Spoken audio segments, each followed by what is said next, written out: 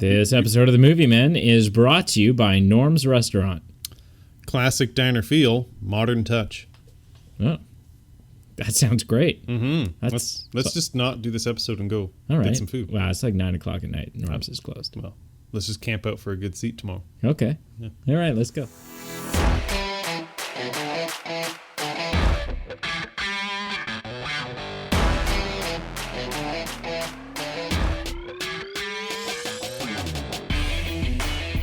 Well, hello and welcome to this installment of The Movie Men. The Movie Men podcast. Mm-hmm. Yeah, see, it's kind of like a little game of I don't know, finishing each other's sentences. Yeah, what's a game where you toss something to someone and then they do it's kind of like volleyball. Right, or horseshoes. I've been getting big into volleyball well, not really. I've experienced a bunch of volleyball lately, and it was something I didn't know. I don't think it was a part of my high school understanding of volleyball, is that ideally when the ball reaches your side of the net, yes, you three people encounter the ball. Ideally, before it goes back over. That's right. Up to three. So, but ideally three. Right. So the ball comes across, and then you, like, how does it work? There's one guy will like bump it to the guy who's front center. So only in the guys net. can play volleyball? Well, the person, is this 1924? the female, the individual will bump it to the person who's standing sort of front center of the net, who's typically facing away from the net.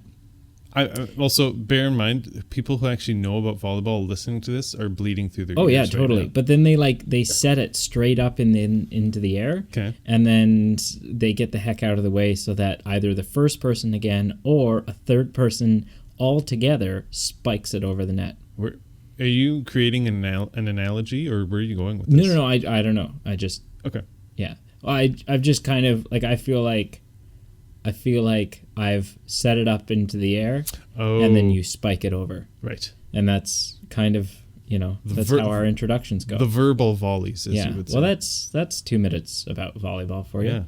Yeah. One other thing I want to talk about before we dive headfirst into this pudding cup of movie review is math. Do you like math, Pete? Depends on the situation. Okay. Well, so I hate math. Sure. But that doesn't stop me from sometimes doing math. Sure. And the math that I've done lately suggests that there is a significantly higher number of people who like our Facebook page. Oh, that's great. Engage in our Facebook posts. Oh, yeah. And then don't listen to our podcast. Ooh. Which seems strange to me. Right. Because it is a podcast Facebook page. Right. So I'm just wondering what we can do. Now, here's the thing. Yeah. Yeah, it's a free country. We're not forcing people to listen. Not yet. No, I don't. I know what people want to listen to. I don't want it to come to that. There's a time and a place. It could. Yeah. Obviously, if you don't listen to the podcast, you're not going to hear me saying any of this right now. But if you do listen to the podcast, please comment and let us know right now. If you've listened to this episode, just comment, say, hey, I listened to this episode, or something stupid like that. Yeah. Or you can mention something that you liked. Or whatever. That we left just out. to indicate. That way we kind of know who our audience is, who our audience isn't, and we can work on targeting and brainwashing those who aren't currently a part of our cult. Right. Yeah. And if you're too shy to post publicly, you can always message or email us at themoviemenpodcast @gmail.com. Yeah, send us an email, or if you live in the 21st century, you can just inbox us on private message us on Facebook. Sure. And that will that'll get your message through to us. Yeah. So that's my kind of, so we've had 2 minutes on volleyball, 2 minutes on math. Yeah. I'd now like to spend 30 seconds just saying that I have what we call in the business as, I won't even say a sore throat. I'm going to say irritated. My throat is irritated. So we need to power through this. We're going to have to struggle. I just, if I start out the episode talking like a fresh juvenile, and I end the episode sounding like one of Marge's sisters, Patty or Selma, right? Like if we reach the end and I look at you and go, "What did you listen to this, or what did you watch this week, Pete?" Then it's not. Don't be alarmed. I will be. I think I'll actually leave. Oh, okay. Yeah, like that would be alarming. Okay. I'd be. Well, I'd be. Safe. I mean, I'd be concerned for me. Mm-hmm. But well, okay. All right. So it's Sunday. Mm-hmm. Not necessarily. But for the audience, it is. Yeah. Well, possibly. Well, it's. Yeah. We need to stop letting people listen to the episodes on days other than Sunday. It's one of the days of the week. It is. Yeah. It is. It's a day that ends in not X. Mm-hmm. And on what movie category did we let the people vote on? We did. Look at you, all on topic, and I'm like all over the walls here. Hey. We did romance. Bromance? No. Oh, romance. Just romance. Sure. And not rom-com. No, we left out anything that could have been funny. That's very different. Yeah, rom-com, romance. Yeah, very different. But so we just did romance. Mm-hmm. Because you know what? It was time. Sure. And obviously it was with the amount of outpouring that we received. Oh, absolutely. People were all over that. And there's like, I think there's a bit of a stigma around the notion of the movie men doing a romance review. Okay. And it's a misguided stigma. I just want to, it falls into the category, I think, of toxic masculinity, this idea that men are men, when men don't have feelings, and men don't cry, and men don't. Now, surprisingly, some of the movies that we've watched, and some of the movies I've watched and recommended to you have made me cry. Of course. I didn't cry tonight when watching Notebook. Yeah. I did not either, and I usually do. Okay. I'm just gonna be honest. Let's call a spade a spade. Is this the first? You think this is the first time you've watched this movie with another man in the room? No. No. Okay. Well, I was just wondering, if that was a subliminal kind of. The first time I watched it was with a group of people, and I fell asleep about 10 minutes in, and then I woke up in the end credits and wondered why people were crying. And then I went another 10 years without watching it actually in full. Yeah, really? But the answer to that is no. Oh, okay. I'm like that way with... I can't think of anything. So we put out 4 options. Yeah. Sleepless in Seattle. Yes. P.S. I Love You. P.S. I Love You. Titanic. Right. Which, Emily Mader may have tipped you off to the fact that I have a little bit of a Titanic obsession. Yeah. But here's not just the film. Oh. The ship, the incident, I've been to a Titanic museum. Ooh. I've seen. Sorry. Where was that? It was a temporary one set up in Southampton, Ontario. That's really cool. And so it was like they played a little Titanic. You were in this theater, and they played this little Titanic documentary. And then when the movie ended, you could go down to the front in front of the screen where they had a bunch of artifacts set up. That's cool. So teacup, cups and stuff that have been brought up, deck chairs, that's including really cool. A 3 meter by 3 meter chunk of the hull. Wow. So massive rivets, massive rivets, big rusty steel piece of I have seen a piece of the Titanic. That's really cool. So I'm, and as a kid I had coffee table books about the Titanic with all the facts and all the, whatever else in them. The more I'm talking, I want to do an episode on Titanic. Oh yeah, absolutely. We will at some point. But I adore all of it. That's really cool. And the movie to me is also a masterpiece. I have a lot that I can relate to with what you said, but I'm going to save it for our episode. Not my favorite movie of all time, Titanic. The 1997 version? Yeah, James Cameron's Titanic. Not my favorite movie of all time. Okay. However, sure. I think an argument can be made that it is the greatest film ever made. If you factor in story, when it was made, the technical achievements in that movie, there's and we'll I'll plead a case. We will do this like a court case when we actually do that episode. And I mean, there's a lot of movies that you can make arguments for, and the arguments are valid. Yeah, no, absolutely. Yeah. So But the movie that did get picked was The Notebook. Actually, I just wanted to say one more thing about Titanic. So Sure. as a kid, I had an obsession as well, and I wanted to do a model of the Titanic, like the 365 billion pieces and paint. And my parents wouldn't let me because I was too young. Like I just couldn't do it on my own. Okay. And I said, I will do it. Just leave me alone. And eventually, long story short, my dad bought it. I couldn't do it, and he had to make it all himself. Oh, and then gosh. it collected dust for 10 years. Wow. Yeah. Anyway, so The Notebook won. So one more little digression there. Yeah. Emily Mader, who who friend of the show. Who said, you guys can't do Titanic because Brady's upset. I'm not really sure that Emily Mader listens to this podcast. So you know what? Like, defense, here's the thing. She's Emily, very busy. Emily, I know absolutely. She's got a newborn. Of course. Emily, if you are hearing this, right. Which I think and this is tricky because I think you might be just because we did The Notebook and not Silence of the Lambs this week or something, right? But Emily, if you are listening this week, I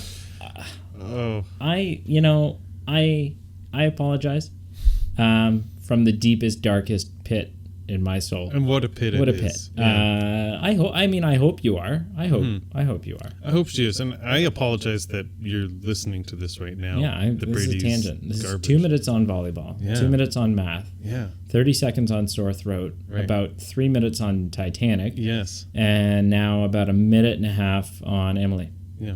Oh, so there you it go. is what it is. But not the Titanic. The Notebook. The Notebook. 2004 Pete, how many times have you seen the movie The Notebook? Probably 4 times. You're gonna go with 4? Yeah, including the time that I fell asleep through it. Okay. Well, that counts. Yeah. Not really, but that's fine. Sure. This is viewership number 2 for me. Cool. Prior to seeing the movie, I had no idea what it was about. I just knew it as the ultimate chick flick. I knew it as The Notebook. It was the ultimate polarizing film in this genre because every man hated it. Oh, sure. And every woman just got teary-eyed thinking about it was the movie that a girl would make her boyfriend or husband or significant other sit and watch. Right. And typically... And when couples would break up, they wouldn't cry about the relationship ending. They'd say, but I wasted 2 hours watching The Notebook when I didn't have to. Yeah. Needless to say, the stigma was that if there was a man in the relationship, yes, he was typically reluctant to watch the movie. Yeah. This is a great movie.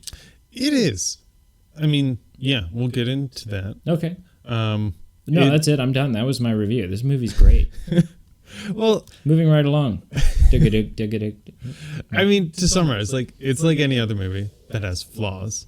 Right. There's some slow points, low points, high points, some cliche story elements. Oh, sure. But then some super not cliche. Yeah, absolutely. And I would agree that ultimately it is a heartwarming story, in the finish it tugs at your emotions very effectively. Yes. Here's the thing. Going into watching this movie, I remembered 95% of the ending. I didn't remember all of it. Okay. Sure. I thought I did. I thought I knew how it ended. But I was pleasantly surprised that I was wrong in that assumption. So that's, take that. Ha. So yeah. Yeah. I guess it's just like any other movie. It's about young love, summer love. Yeah. Oh, wait, spoilers. We're going to talk about spoilers. I don't think we've spoiled anything yet. I mean, no, we haven't. No. So we're going to talk about spoilers. Sure. We're going to talk about this movie so in depth. Not that in depth. No, not at all. But we will say things that if you haven't seen the movie and you're dying to see it and don't want it to be spoiled for you, then this podcast is going to really rub your chain the wrong way. Right. That's not a saying. No. It could be. We'll make it a saying. Sure. Yeah. So yeah, why was this so hot? Why was this such a popular movie? Because Ryan Gosling is so hot. Well, But not at the time. He was... So, actually... Oh, no, Sorry, I meant he's sexy. This is what I meant. I understand what you meant. Okay. So, I actually... Do you disagree? I'm unbiased. Like, I don't really care. Oh. The director... He's got a weird hairline. Oh, don't we all? The director specifically picked Ryan Gosling because he wasn't attractive.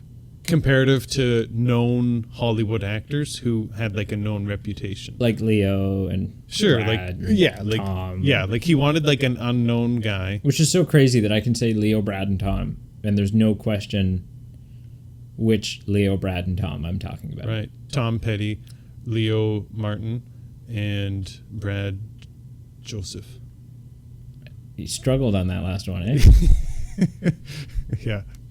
Oh yeah. But anyway, yeah. So in now, like, he is the hot stuff. Like everyone, he's been in so many romantic movies. He does have like he's got a unique look to him. Yeah, I guess he's got a slightly strange, I don't know. His profile is kind of strange. He's got like a weird nose. Yeah. And a big forehead. Yeah.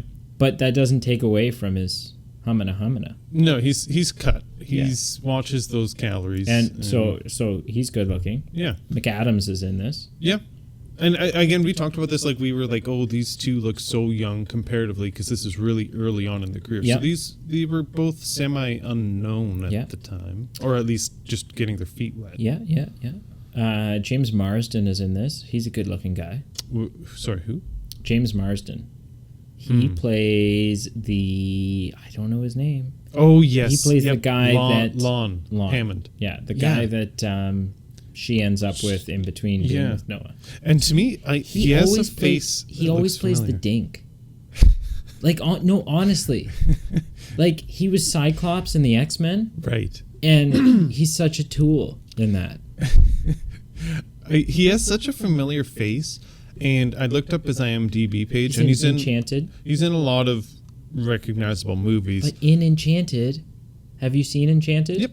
Yep. And how would you describe his character in that movie? I don't know. Is he a swell, stand-up, incredible guy, or is he kind of a bit of a wiener? Who am I to judge? He's a wiener.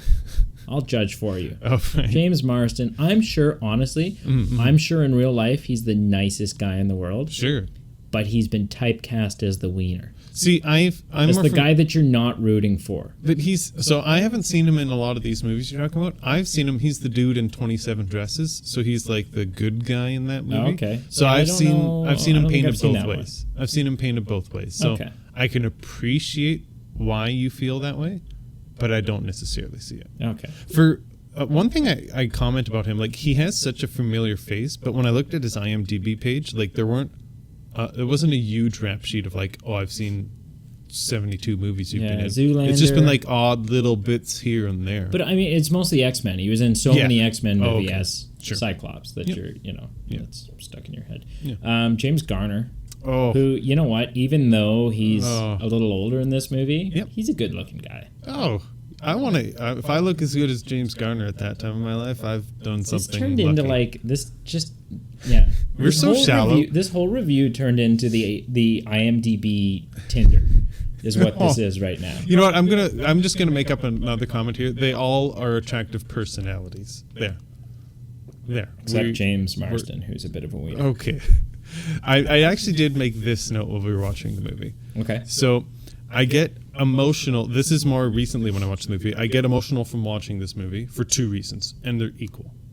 One, just because of the emotional ending of the actual story itself. Two, because I'm watching this James Garner film where he narrates and he dies, and then I remember that in real life he's actually passed away. So that makes me actually sad. Yeah. So if we didn't say previously, spoilers, because he's passed away. The whole story is kind of about like should stay with a like, basically. Yeah, don't class distinction. Yeah, young love, which is super similar in a lot of ways. Like it parallels Aladdin and Titanic.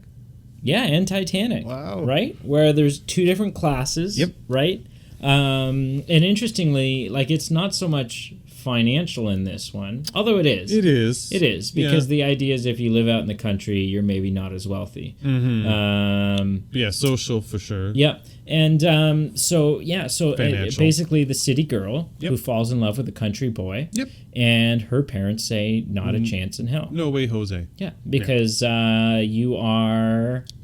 You're going for him. You're going to college in the fall. Yep. You're either just going to get your heart broken or get pregnant. He is a street rat.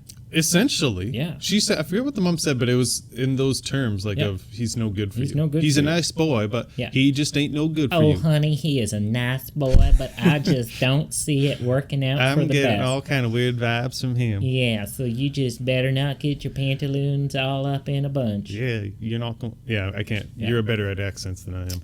Not always. Oh no. No, you do an incredible Peter. Oh, thank you so much. I would show you it, but no. It might end our friendship.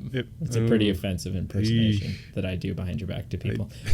But so parents are saying no way. Yeah, not a chance. Yeah. Like except his dad. Oh, so I don't think we touch on where Noah's mom is. Yeah, she's probably passed away or gone or something. The actress was sick. Yeah. But the dad is very open arms. The dad's great. The dad's like embracing. I want that guy for my dad. Yeah. And I like it too because there is the class difference, but he's not just like a bumpkin. Like he's just a normal guy who just can think. Sorry, and can you use that word in a sentence? Which one? Bumpkin. So I took the bumpkin to the dump today. You've never heard that? Did not help me at all. You've never heard that? I don't know what that's supposed Country bumpkin? You've never heard that? Yeah. You can't. Yeah. What's it mean? What's the definition? Just like a country hick. Okay. Yeah. Bumpkin. Bumkin. Bumpkin. Yeah, something like that. Anyway, it's the easiest spelling bee I've ever been a part of. Let's keep talking and I'll Google it. Okay. But so the dad is... He's great. He's like, you want some pancakes? And they're like, no, it's like late at night. He's like, to hell with late at night. You have pancakes whatever time you want to have some damn pancakes. Let me tell you a bunch of embarrassing stories about Ryan Gosling while we eat those pancakes. Come on in, little girl. You just met my son, but you look real swell, and I just want you two to fall in love and be happy forever. Yeah, like he's the nicest dad. Sincere. And trusting. Like you are my son. Right. If this is what you want, then this is what I want for you. Yeah. Right? Right. So and I just to define an unsophisticated person from the rural area of a particular country. Okay, did I spell it right? Bumpkins. Yeah. So yeah, you did. I don't know how I spelled it. Yeah. I might have missed the P. So yeah. The conflict of parents' reception. Yeah, for sure. And so he like Noah they set the tone for Noah right off the bat, where Allie is on a date with another guy. Yeah. And Noah's like, I don't care. No, I must ask this girl out. Target acquired. And so like crashes the date, hangs like a monkey from the Ferris wheel. Yeah. And asks her out. Yep. And basically, coerces her into it, basically like, go out with me or I'll kill myself. It's a little, which, hey, if it works. No, I'm just kidding. Don't ever do that. And did you know in real life those two actually did date? That's, you know what? That happens all the time, though. And the funny thing was... Johnny Depp and Winona Ryder were together. Really? Oh, yeah. After Edward Scissorhands. Right. Yeah. And apparently, help me with the pronunciation. The director, Nick, for this movie we watched tonight, it was like Nick Cassavetes? I don't know. I'm not looking at the name. Nick Cassavetes. Let's go with that. Okay. According to him, works for me. The two, could not stand each other. Could not get along. During the shooting. Yeah, they had to actually sit down in a room and work out their problems before proceeding with their filming. Right. And then eventually they dated. Like they do it on Discovery Channel. Right? Yeah. Like that? Well... Not quite. Okay. So, yeah.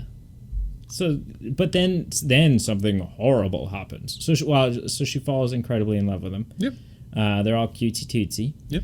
And then a little domestic dispute called World War II happens. Yeah, and he gets drafted? Yeah, he would have. Does he enlist? I think he would have been drafted. Yeah. Because he doesn't seem like the type of honey, I'm just gonna leave you and go shoot them. He left alone, so he wouldn't say that to anyone, really. No, left alone. Pardon. So he ends up fighting in the war. Yep. For like 6.5, 7 years. No, that's false. So the United States didn't enter the war till 41. Right. Till so Pearl he fights Harbor. for 4 years. Correct. And as a side note, so spoiler, his friend dies in the battlefield with him. Yeah. And I've seen as much reaction out of a human being when they I've seen more of a reaction out of human beings when they drop ice cream cones on the ground on a summer's day than Ryan Gosling showed for his BFF passing away. What flavor of ice cream? Any flavor, like black licorice flavor. Ooh, I've never had that, but that's I don't even know if it exists. I'm just saying. Sounds amazing. That was one of the low points. I kind of really this should be more significant than it was, and they're just kind of combed over it. Okay, well, but you're right. He goes off, serves in the war, and writes her letters.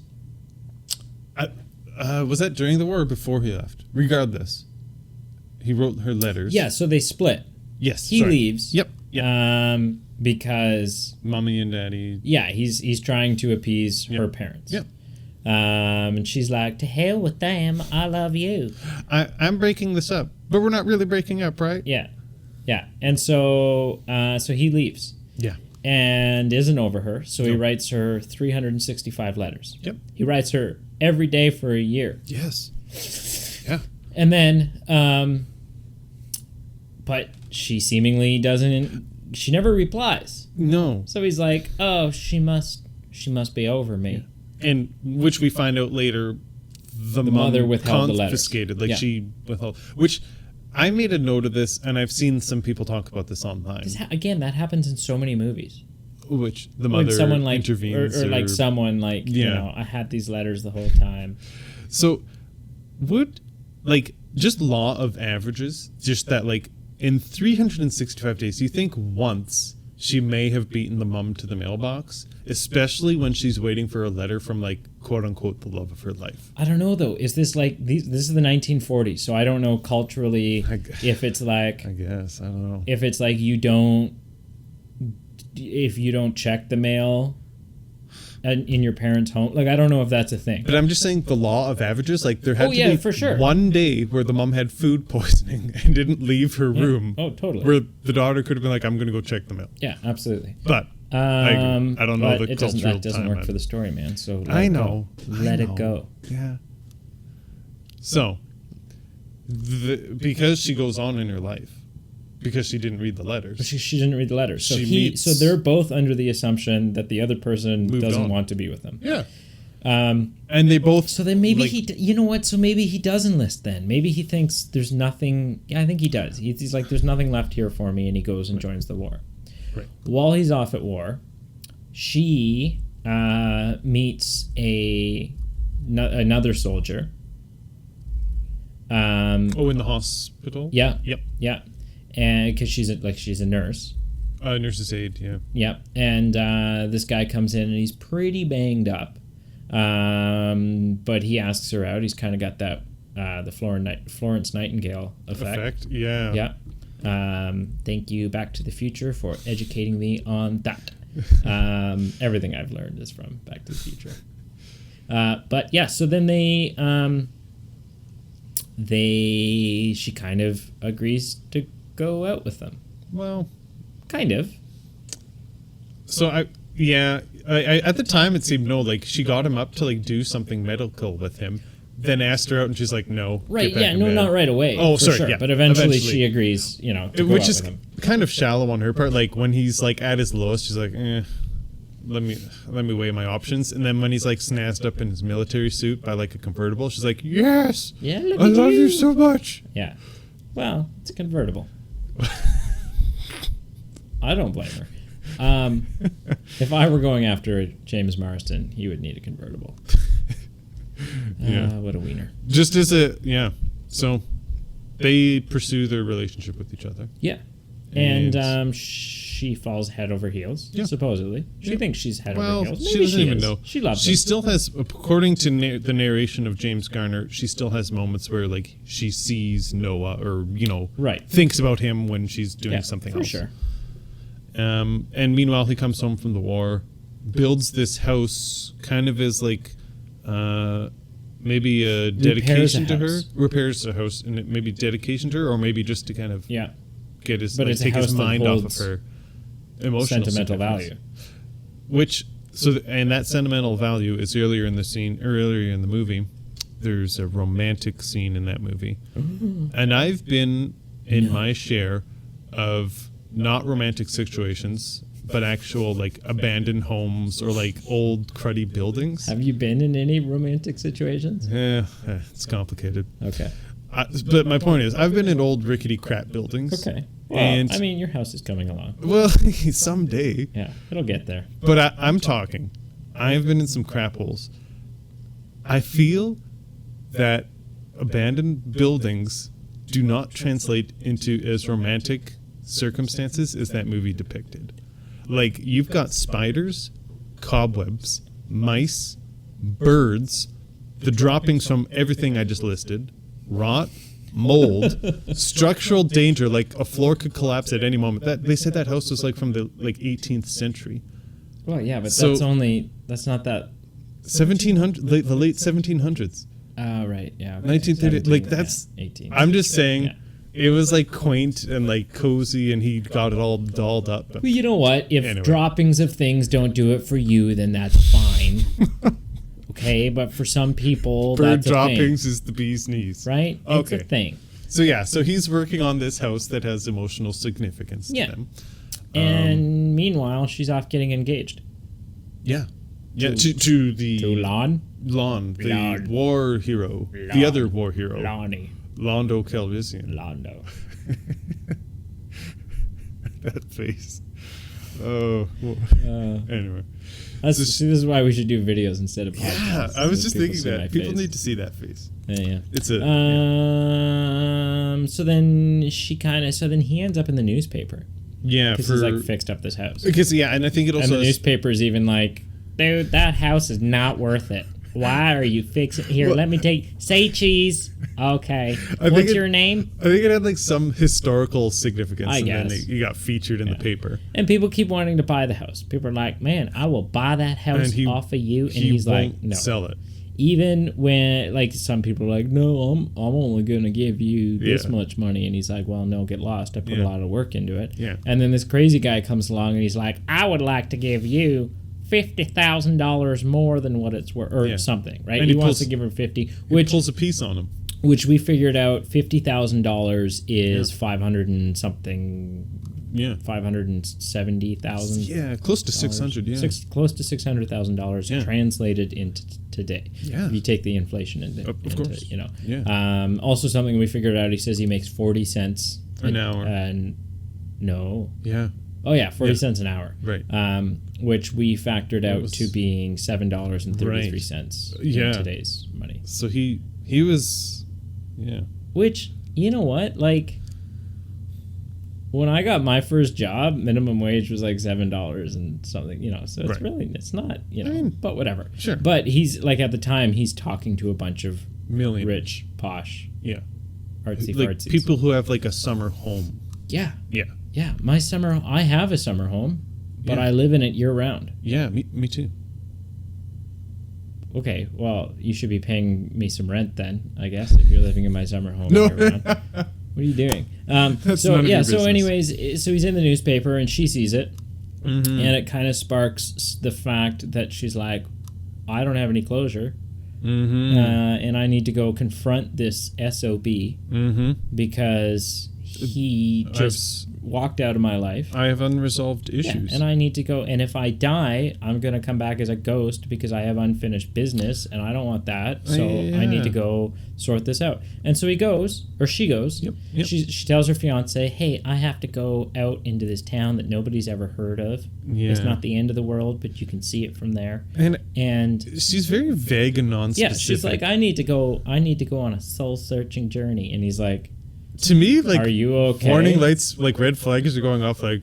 And they were for him. And they were for him because he was like, are you okay? And she's like, yeah, no, I'll be fine. And he's like, okay, well, I got to get back to work. You can go then. I'm going to keep drinking whiskey at my desk job. And make jokes. Yeah, whatever. He's got money now at this point. He works at, it was like a paper mill or something. Yeah, I think he like runs it. Yeah. You don't, or cotton. You don't just, cotton. You don't just work at the paper mill and drink whiskey at. I'm in the wrong business. Yeah. You don't see paper mills anymore. No. Sadly. It's a shame. Yeah. So then she goes, and she shows up, and he is standing outside slugging a beer. Yeah. And she's like... Because who needs a job? Yeah. And she's like, you SOB. No, she was like, hi, saw you in the paper. Nice house. You look real nice. You look good. I missed your smell. Which she's totally, like, she's full of it because he's, like, got shaggy hair and he's grown his beard out. He's become a street rat. Totally just but she's like, you look good. I saw the house. You were in the paper, saw your name. Yeah. I just wanted to come and talk to you a little bit and say what's what. And he's like, okay. Sure. Like, literally the word K. Yeah, K. And so anyways, he's like, hey, come back tomorrow, do all this stuff. He's kind of quasi seeing someone else at this point. But even the woman that he's seeing is like, clearly you don't love me because when you look at me, I can tell that you see some other girl. Yeah. And it's kind of unfortunate all around. Yeah, because like she's not a wiener. No. Like James Marsden. Yeah, James Marsden, the wiener. We've lost him as a follower of the show. Oh, man. And so, so anyways, she's like, oh, well, you know what? I'm just going to stay with you anyways, even though you clearly don't love me because I've got separation anxiety and I don't want to be alone. It's everyone has baggage because she was a war widow. Oh, yeah. Ryan Gosling had baggage. Yeah. And so did Rachel McAdams Apple. Yeah. Yeah. McAdams. That's not my joke. That's so from that's Honest so Trailer, so I can't take credit for Rachel that. McAdams Apple. Yeah, I love it. That's a good joke. Not mine. No. She should legally change that. So anyways, they end up, make a long story short. Yeah. They spend a couple days together. Sure. They kiss. Yeah. Right. There's the iconic scene. Yeah. Where she's like, Pouring she rain. reaches the point where she realizes she does still have feelings for him. Yep. And that kind of makes her angry because he ran off. And she thinks, oh, well, this could have really been something. And so she says, why didn't you write? And he like, what are you talking about, girl? I wrote you every day. You 365 letters. Yeah. I wrote you every day for a year. And she's like, you wrote me? Yeah. And he's like, that's what I just said. And she's like, it wasn't over for me. And he's like, it wasn't over for me either. It's still not over. And then he kisses another man's fiance. Yeah, that's some shady territory. That is rough, but you know what? They did that in Titanic as well, so whatever. And then, also, just like in Titanic... As a side note, though, she was engaged to, like, a misogynistic jerk. The weenie, he respected her and treated her nice. You're just saying he was a weenie because of other characters. Oh, I thought you were talking about James Marsden. No, you're talking about Billy. I'm talking about Billy Zane. Yeah, he was in Titanic. He was whatever, But so, anyways, and then Apples also and just like in Titanic, they get hot and heavy under the sheets, and just throw stuff on the ground there. That's nice. It's all your racy talk that's getting me uncomfortable here. But so they go up and they have all of the sex, and she's like, this is what I've been missing. Let's do it again. And so they do it again. Right.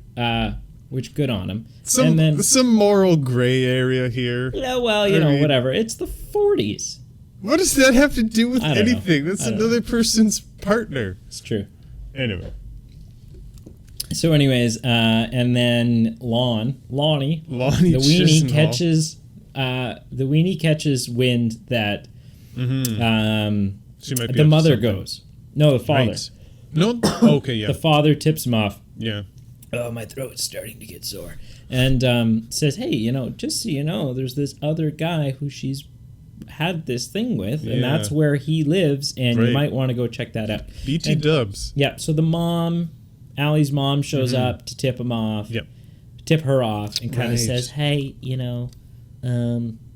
he's on the way and he's not real happy. No. Get in the car, let me go show you something. And goes and basically says to her, I was in the exact same situation. And I chose the opposite. I chose the guy that my parents wanted me to choose. Yes. I love him. He's a wonderful man who I don't deserve. Right. But part of me not always wonders. Not a day goes by that I don't wonder about the love of my life. Yeah. So basically says, you know what? And sorry, that was hinted at earlier when Rachel McAdams literally says to Mom, I see the way you talk to Daddy. I have more. I forget exactly what she says, but essentially, I have more vibrant life and my love with this dude I just met than you do with Daddy. Oh, absolutely. So it's it kind of is revealed when she shows this man. And so she basically says to her, I don't want you to be with this guy. Right. I don't want you to be with Noah. Yeah. But I don't want you to be with the wrong person. I don't want you to be with the person that deep down you don't want to be. I don't want you to live with the and the same questions and wonderings that I'm tortured by. Yeah, I can get, you know what? I'm going to defend the parents because I feel they went about it the wrong way with just saying, no, I'm blackballing this. I mean, maybe a more appropriate, hey, you guys can pursue a relationship, but let's play it by ear. If you turn out to be a jerk, we're going to axe it. Right, sure. But my point is, at least she came around, the mother that is. But socially, I don't think that's the way it was at the time. That's not the way it was. So it may be in 2017, that's how we can do it now. But at least the mother did come around and said, I want you to be happy ultimately. Right. And she did come around and... Sure. That is, there's something to be said for that. And I think it's really important that the fact that you have a daughter, I think it's important that you remember that when she brings home a street rat. I won't shy away from calling him a street rat. No, absolutely. Yeah. And I'll be right there beside you just to, back you up. Street rat. Chase him around with a big Arabian sword. Yeah. Oh, yeah. Do it. Yeah, I bought one. Good. So that we should edit that out. It's about time. Government's going to show up at my doorstep. You're listening anyway. Yeah, I'm homeless. I don't have a doorstep. So anyway, she ends up choosing Noah. Ryan Gosling. And they live happily ever after until we reach our modern day story. She punches out a couple of kids because it's from Titanic. You don't know. You got to rewatch Titanic. What part are you talking about in Titanic? The guy from the modern day before Rose ends up on the ship, and he's giving Bill Paxton's character, the heavier curly haired guy is giving Bill Paxton's character. He says, "Oh, she marries this guy. Yes. She punches out a couple of kids." Sorry, right? So I thought you meant punching kids. No, didn't he punch them in the. Yes, she gave birth to them. She gives birth. Yes. Very majestically. You could skip over it. Sorry. So she has children. She has children. Yeah. Gives birth, and it's so lovely. And she develops dementia. Yeah. She has Alzheimer's. Yeah. Bad. Yeah. And in this fictional world, he reads their love story, and there's, I guess, good days that she out of a notebook. Out of their love story from the notebook. Oh, look at that. Named adequately. Name drop. And so there's some days where she has good days and she remembers. And for 5 or 10 minutes, she's like, oh, tell the kids I love them. Yeah. Remember that time they when kiss, fishing? they hug, they dance. Yeah. I don't think they make love. There's not enough time. No. The movie doesn't get into that. This is so weird. But then but very heartbreakingly, then she constantly snaps back, doesn't know who he is, freaks out the nursing staff at the assisted living thing that she's in, sedate her. Yeah. It's not even assisted living; it's long-term care. It's full care. Yeah. And he cries. Yeah, and it breaks his heart. Yeah, and then it breaks our heart as the audience. And then he has a heart attack. bad one. He's had a couple already, but he has a pretty bad one. Yep. And at this point, it gets a little weird because it seems like she is slipping in and out of her memory on her own. Yeah. Because she's a lot more aware of just him being sick, and she's like, "Oh, I missed you. Like, where were you?" So he like at the very end of the movie, and this is the part I didn't remember. I thought the movie ended with him making an attempt. I thought it ended the same way. Spoiler alert. Shutter Island ends, where we made an attempt. Sure. It didn't work. Yep. That's unfortunate, but that's life. The end. Yeah. Let's lobotomize her. But that would never happen. No, but that happened in Shutter Island. Maybe. It's such a good movie. Yeah. Man. Let's scrap all this and go watch Shutter Island. I'm down. Let's watch every Leonardo DiCaprio movie. Yeah. Every single one. Yeah. Starting with What's Eating Gilbert Grape. Starting with What's Once Upon a Time in Hollywood and moving our way backward. Apparently, honestly, did you see it? I've wanted to. Apparently, so two friends of mine went to go see it the other night. They said it is awful. Oh. They said it's so bad. They said like constantly they like stopped and looked at each other and they're like, what is going on? Really? This doesn't make any sense. We're so confused. And the fact that it's 2 hours and 45 minutes long of bad movie. They said there's like there's like 3 great scenes. There's one awesome action scene, but the rest of the time it's just flop city. That's too bad. It is. Yeah. Yeah. So then the part that I didn't remember is that he, after having the heart attack, he sneaks into her room when he's not supposed to. No. But the nurse is kind of like, turns a blind eye. You are not allowed to go in there, Noah. I'm going for By a the cigarette. way, I'm going to go drink some coffee and work on my Sudoku. Because that's what nurses do. And I won't be checking up on you I know a nurse who does Sudoku. While working? Well, no. Exactly. No, they're in school. I know I know a pilot who does Sudoku while he's at the cottage. Oh, okay. Yeah. And so I'm gonna go do all those things, and you know what, Noah? I'm not gonna be up here for like 45 minutes. Yeah. So you just behave yourself. And she doesn't talk like that. But then so she goes downstairs, and he goes to in her room. And there's this heartwarming conversation, heartbreaking conversation, where she says she's completely in the know at this lucid. point. She remembers. Yeah. And she says, I was worried about you. I didn't know what was going on. Yep. And he, which is kind of weird because when he walks in, there doesn't appear like he needs to do a check to see where she's at. He just kind of instantly starts talking to her. You would think he would need to assess. You would think so, but whatever. And so she says, what happens when I can't remember you at all anymore? Yeah. And he says, I'll still be here. Yeah. I'm not leaving you. Yeah. And she says, do you believe that our love can make a miracle? Yeah. And he says, yes, absolutely. That's why I read to you that's what brings you back to me each time. Yeah. And then she says, do you believe that our love can take us away together? Mm. And he instantly knows exactly what she's talking about. Yeah. And he kind of smiles a little bit. Mm-hmm. It's like a smile frown. Yeah. And he says, I believe that our love can do whatever we want it to do. Yeah. And so he kisses her. Mm-hmm. And he lies down in bed beside her. Yeah. Holds her hand. And she says goodnight to him. He says goodnight to her. Yeah.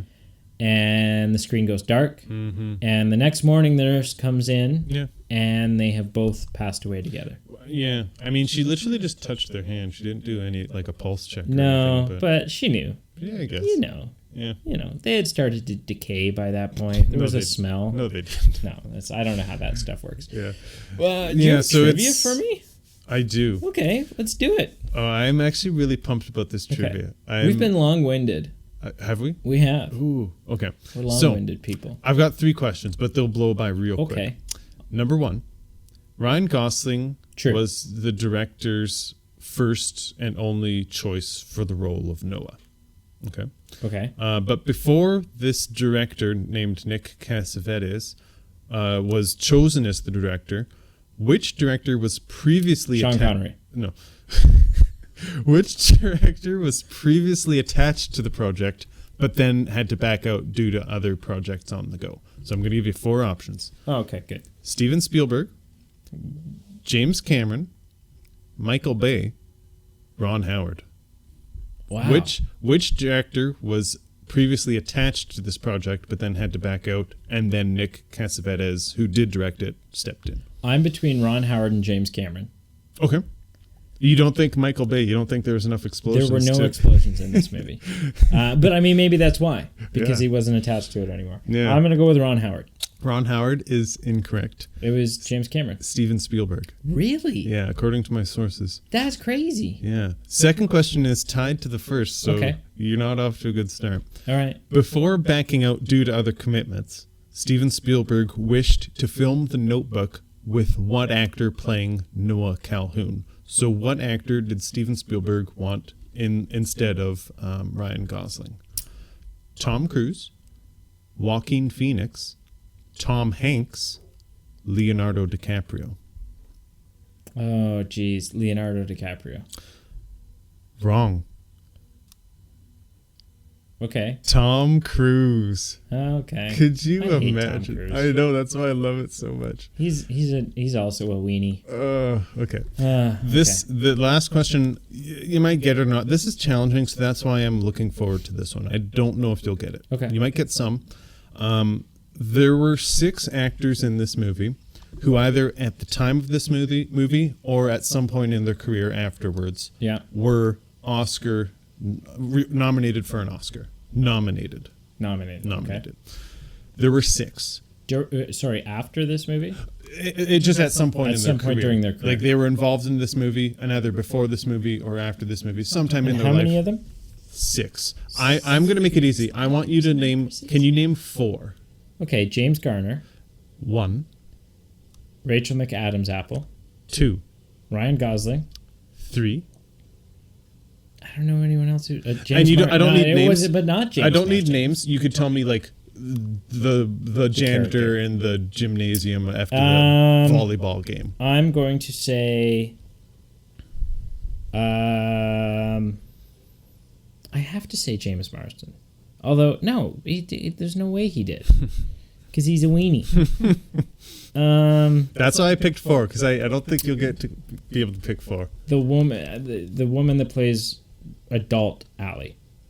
Yes. Like old lady Allie. That is one. Yeah, okay. Who, we were talking about this, that's actually the director's mother. Right. So Not James Marsden.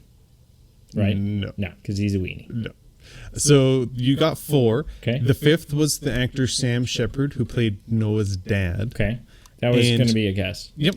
And the 6th was Joan Allen, the woman who played Allie's mother. Oh, okay. I was going to guess. Yep. I was going to guess her father. Yeah. But okay. What would you give this movie out of 10? Out of 10,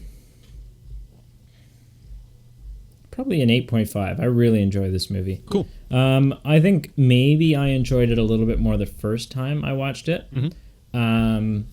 Because I really enjoyed the whole figuring out what exactly was happening between the the connection between present day and right,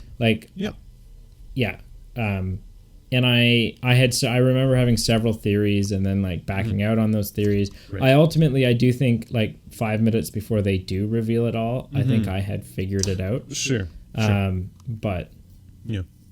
Cool. So anyways, how about you? I gave it a 6.1, and for anyone who's not familiar with my system, this isn't basically. Yeah, this isn't like it's just I gauge everything. So plot, character development, soundtrack. It's just like literally a way to measure things. So because it's a 6.1, I enjoyed it just as much as movies that you would give a 10 or a 9. Yeah, it's a 6.1. It's just an indication of like, did I think the visuals or the character development in this movie were great? No, like it's just a movie, right?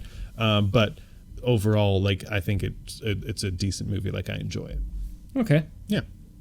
What did you watch this week, Brady? So I watched Bandersnatch. I really didn't like it. Yeah, fair enough. I liked the story. The issue I had was the execution. So I went into this movie. So there's a video game developer that just recently went under. But I really enjoyed them. They're called Telltale. Oh, cool. And Telltale, one game, they release what's called a season. Oh, okay. And so each game will consist of 5 2-hour episodes, which basically you make choices, you make conversation choices, you do all this stuff, and it tailors the way that the story plays out. It was really, really cool. So I was kind of hoping and expecting that that's what this was going to be. Oh, sure. And there were moments in it, like I got kind of confused and really put off because there were moments where it was like, oh, I made the wrong choice, so I have to go back and start from where I was, and stuff. And I'm like, what? Like I wanted to be able to really influence the story. And then at the end, you kind of see all the endings anyways. Yeah, I think there's at least 4 outcomes. Yeah, and so I don't know. It just didn't do it for me. I recommended it not because I really enjoy it. Like I'm not going to put it on my Hall of Fame of best movies ever. Right. It's just I love Britain. I love the 1980s. Yeah. And I just like the idea. The one thing that have you ever heard of the Canadian philosopher Marshall McLuhan? No. So actually educated people will probably like scoff at what I'm saying. So I'm just going to blindly explain. Then I will scoff. Yeah. He coined a term called medium is the message. Okay. So essentially like the way a message is delivered is more important than the actual message itself.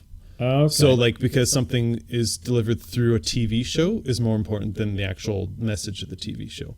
So I'm kind of extrapolating a little bit here. To me, the storytelling method was more of a message than the actual story itself. Because the story itself dealt with like the allegory of free will, control, multiple fates. Right. And it was told through the way of storytelling method of choose your own adventure. So I thought the pairing of those two things just was kind of a unique thing. Right, okay, I can see that. So yeah. But cool. Yeah, I just wanted to recommend it. What did you watch? I watched, so something you recommended was Lion King 2. Yeah. Do you want to know what I gave it out of? Actually, I'm going to tell you what I thought of it in a statement. Okay. I hate to limit art based on labels, but this movie lived up to the status of a straight to VHS movie. For sure. I give it a 3.3 out of 10. Wow. In summary, I feel like there's you hated this movie. There's 2 options for sequel movies. One, and I wrote this out, a continuation of a story and narrative in a universe like that has a suspended disbelief. Like there's more to be told. Yeah. Or 2, to ride the coattails of its predecessor just to like get that gravy train going. Okay. And I feel this was the latter. Okay. That sucks. I just feel like the original was just dealing with things on like such a large, absolutely, massive scale. So this one was just. Were there any standout moments in this movie where you're like, "Ooh, I really like this"? Like there were things because it was Lion King. I'm like, "Oh, cool, this is funny." Like, right. I didn't hate it. Yeah. I just didn't think it was good. Okay.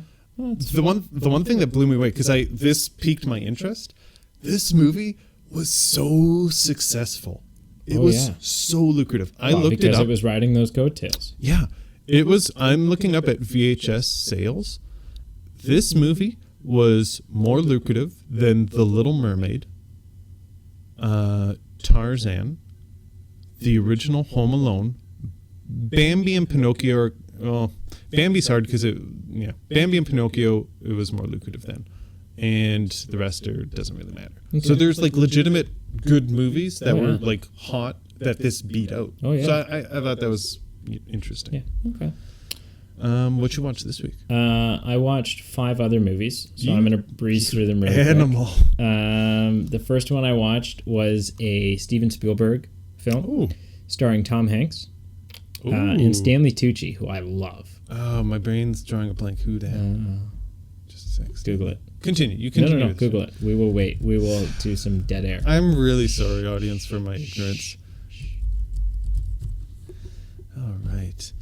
Oh, yes. Yeah, Stanley Tucci. Yep. He's so good. What movie? The Terminal. Oh, yes. Have you seen it? When I was in like grade whatever. Yeah, it's older now. So I forget most of it. That has Catherine Zeta-Jones, doesn't it? Yes. Yeah. Yeah. It's a very good movie. The next thing I watched was Game Night. Oh, with Rachel. Yes. And Jason Bateman yeah. and the other guy. But the other guy. Yeah, you know. That other one. It doesn't. Have you seen it? I have seen that, actually. It's actually really charming. It's a really fun movie. It's decent. Yeah, it's got some cool twists. Yeah. It's fun. The next one I watched was Honey, I Blew Up the Kid, which is like the worst of the three. So I don't know why that's what we watched. I was watching it with someone who had only seen the first and the third. So I was like, well, you got to see the middle one. Can I tell you something? Yeah. Of that whole series, like the Honey, I Did That's Whatever. That's the only one you've seen? Correct. So to me, I have that one's in my shrine of memories. I'm like, oh, that's such a good movie. Oh my goodness. Yeah. Yeah. Okay, we're going to talk about that for future episodes. Of course. It's going to become a thing. Yeah. The next thing I watched was... how many is that? That's 3? Yes. So then I watched Kingsman, The Secret Service. Sorry, is that the first or the second? One. Oh, cool. Yep. So I watched that. Yep. Manners maketh the man. It's so good. It's so good. Do you know what that means? No? Well, let me teach you a lesson then. My mind's blanking. Who is that main actor? Colin again? Firth. Colin Firth. Colin That's Firth right. plays the King's Harry Speech. Hat. Yeah. And Aaron Egerton plays the Cockney. Yeah, the kid. Yep. Eggsy. Samuel L. Jackson plays the villain. Oh, I forgot about him. Michael Caine is in it. He plays sort of the leader of the organization. Oh, you know, it's good. It's a lot of fun. Yeah. The final movie I watched was. Sorry, were any of those my recommendation? No. Or no? Okay. Well, I don't know. You'll have to wait and see. Yeah, sorry. The final one that I watched was last night. I watched Kingsman: The Golden Circle, which is the number 2. the second one. Yep. Okay. Yeah, and you've seen that one? No, you haven't seen that one. No. So that one, that's my recommendation to you. You've seen the first one. Yep. Okay. So my recommendation to you is the second one. Yep. It's not. I don't think it's quite as good as the first one. Okay. It's got some big names in it. Sure. Yeah. This is the first. Do you know anything about it? Not particularly. Okay, so don't watch any trailers. Don't do whatever. Just watch the movie. I'll just pop it in the VHS player and let it go. Absolutely. Get that beta going, and we'll be well on our way. Yeah. What did you watch? So Brady, did you watch 6 films? So I'm gonna. No, I didn't. Also, hang on. It's important to me that you know. Like, when did we record last? Last Thursday. Probably, yeah. Yeah, so it's 7 days. Yep. It's been 7 days. Mm-hmm. I watched 6 films. You're a machine. And went camping for 4 days. Dear. None of those films were watched during those 4 days. You're a machine. Oh. Just so you know. Yeah, that's impressive. You should start a movie podcast. I was crazy. I don't know how I saw so many movies. And I worked. Oh. Like... on my day, I worked my day off last week. So, anyways, go ahead. So I'm going to be on. So this is funny because this is really a contrast to me recently. I've struggled some weeks just to actually come up with movies that like I've watched, so I could tell you like, oh, I watched this and this is what I recommend. Just because, for those who don't know me or haven't listened, like I've just got a newborn daughter, and that's taking up a decent amount of my time. This week, for the first time in ages, I watched so many movies. Really? It was a combination of. She would be awake and needed my attention when I wanted to sleep. And then when she'd be asleep, my body literally wouldn't sleep. So I'd just be laying in bed. And like after like an hour, I'm like, I'm not falling asleep. I'm just going to watch something. Sweet. So I watched 3 movies this week. Nice. 2.5. The one I didn't finish yet, I will, but I've seen it before. That's like in addition to The Lion King. Yes. Yeah. See, so that's impressive with a newborn. That's good. Yeah. So I'm going to tell you the 3. One's my recommendation, but I'd implore you to check out the other 2 at some point in your life. Okay. That is just generic statement. The first, Sleepless in Seattle. Okay. An absolutely heartwarming... Is that my recommendation? No. It's an absolutely heartwarming story about life after true love. Tom Hanks, Meg Ryan. Yep. Okay. Life after true love, parenthood, but new love via serendipity. Okay. It is... I know nothing about... I have no idea what it's about. One of my favorites... When you watch it, whenever you're in the next 60 years, you decide to watch it, tell me, and I will be texting you quotes. Okay. Like, I wrote down all my favorite quotes, and there's just too many. All right. The next movie, very different. The 3 movies are so different, okay. by the way. Because we were talking about Steven Spielberg last week with Indiana Jones, and if you haven't listened to it, people, check it out. I was watching checked out his IMDb page, and I rewatched a movie that I've seen of his, Schindler's List. Okay, I've yet to see it. Yeah, I own it. I'd say this isn't. It's just a long movie. I love long movies. It's just hard for me to find the time sometimes to sit and watch a long movie. Or 6 movies. Yeah. I'd say this is by far his most profound of all his movies. After all these years, I've seen it before, it's still so powerful. And some people say, it's such a serious, solemn topic, it's hard not to. And I argue there are movies about very serious topics that just aren't good movies, that either don't do the issue justice or it's just it loses the audience's interest just because it wasn't properly made. So this is a very serious topic, but it was completed so well. The score and the soundtrack are amazing. The symbolism, the director's technique, the cast has a lot of star power. So it's, for multitudes of reasons, it's a well-made movie, but obviously it's a very serious, solemn because it's topic. It's Liam Neeson, right? Liam Neeson, Ben Kingsley. Oh, really? Who's that? Ralph Fiennes. Voldemort. Voldemort. Yeah. And essentially he plays someone on the same caliber as Voldemort in this movie. Does he play Hitler? No, but he plays an SS officer. Okay. So yeah, it's very powerful, very serious. Obviously, don't watch it if it's not something you're comfortable. In general, people are listening. Don't watch it if it's not something you're comfortable with. But except for me, I have to watch it. Right? No, that's not your recommendation. No, but I mean, at some point in the next 6 in your life, and text me when you watch it. All right, I will. My recommendation of the 3, again, they're also different. My recommendation is the 1998 Disney Mulan. Okay. And the only reason I picked it, and I'm not going to tell you anything about it, we'll talk about it another time. All right. Just because of its recent relevance of the live action being announced. I've seen the first third of it. Okay. Cool. I was watching it with some friends, some people I was living with at the time. Sure. And I was just, I had worked all day, worked early the next day. Okay. We started the movie late. I was like, I gotta go to bed. You were toast. I just can't do this. Yeah. I was falling asleep during it, not as a reflection on the movie, just because I was exhausted. The night I watched The Notebook the first time, I had pulled an all-nighter the night before. Then that day I worked all day. Then I went and saw a movie with friends at a movie theater. And then we went home and watched The Notebook. Sure. So I was running on fumes. So similar to your Mulan story, we both have circumstances that we've fallen asleep. But it's not an indication of the movie. No, yeah, absolutely. Necessarily. Shout out. I have a shout out. Couldn't think of any that I wanted to give a Notebook shout out to, so this is all yours. My shout out is to Emily Mater. I wondered. Yeah. Emily and Aaron Mater. And Clark. And Kara. Yeah. Yeah. Although the two of them... But not the dog. Not Oliver. Oh, ouch. Oliver is... the dog didn't call you out on Facebook, though. No, the dog's done other things. The dog knows what he's done. Stupid dog. Poor dog. Yeah. Okay. Well, I mean, if that's that. Yeah. Anyone, thank you for listening. We appreciate it. Yeah.